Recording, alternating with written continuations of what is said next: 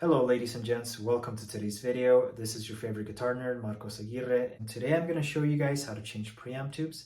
I'll be changing the preamp tubes of this amazing unit right here.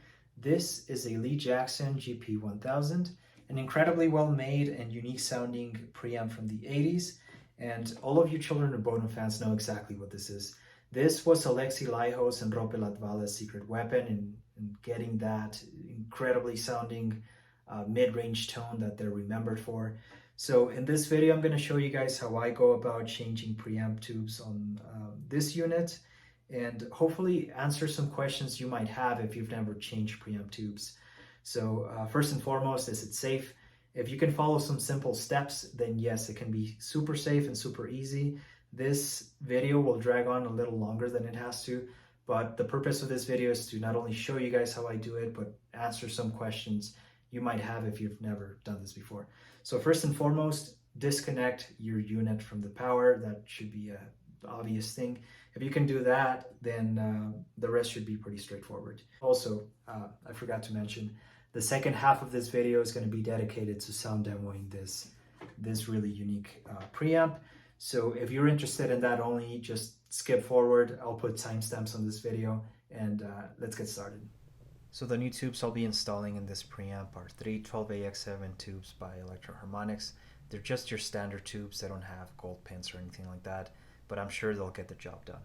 Also, keep in mind, in this video I'm only going to show you how to change preamp tubes. Changing power amp tubes is a whole nother deal, which you need to be knowledgeable on how to bias tubes and all that. Even if I wanted to show you guys how to do that, I can't, because my Lee Jackson amp head has a self-bias feature which does the biasing of the tubes on its own. So I'm starting here by removing the cover of the preamp, as well as just checking all the wiring for any obvious rust or wear on the wiring, filter caps, or resistors, and I think we're good here. The reason I'm changing the tubes and the fuse is because a few days ago the volume and gain from the signal output of this preamp greatly diminished. So I knew it was time to change the tubes and the fuse as well, just in case that too was the source of the problem, or in addition to the bad tubes. The most common signs of a bad fuse are low output in volume and unusual sounds coming from your amp, such as excessive feedback.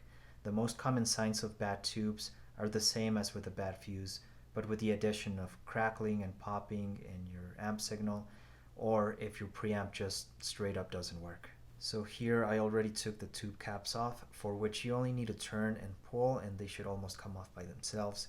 To take the actual tube out, you just need to have a firm grip and pull with not too much force.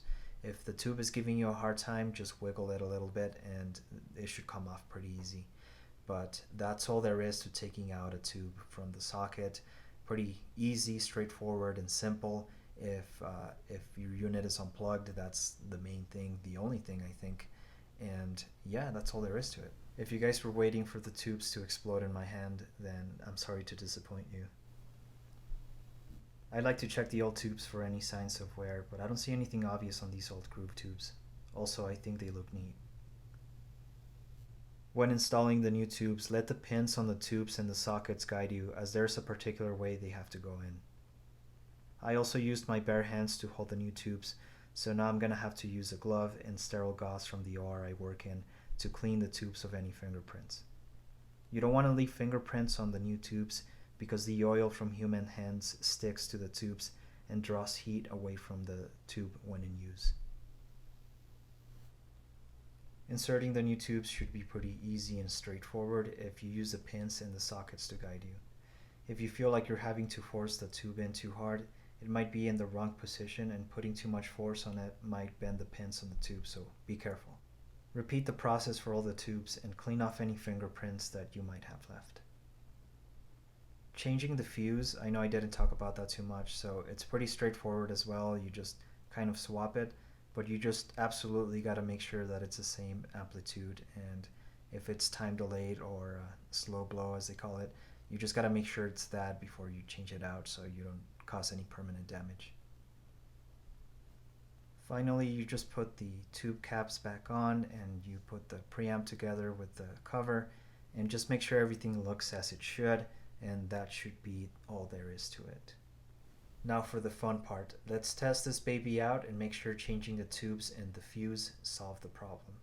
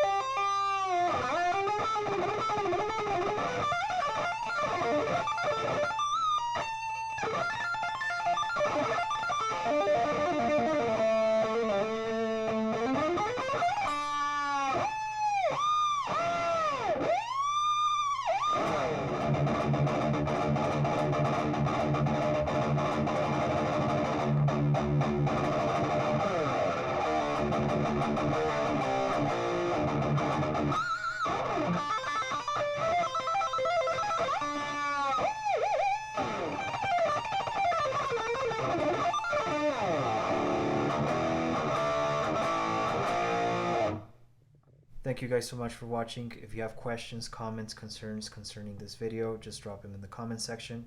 Other than that, you guys stay safe, and I will see you in the next video. Take care.